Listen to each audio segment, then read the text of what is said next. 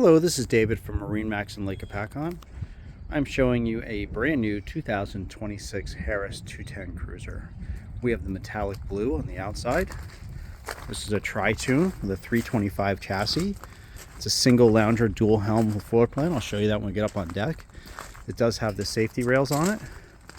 Power with a Mercury 150 4-stroke.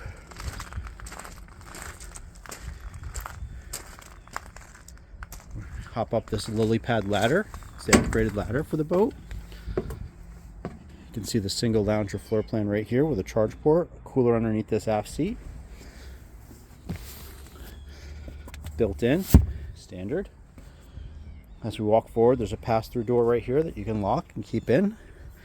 You can see our dual helm chairs, high back chairs, in-floor storage, Wetsounds 4-speaker sound system, wireless phone charger, all of your accessories and switches, our throttle, analog gauges. As we move up forward, the standard interior has cup holders with charge ports in every spot.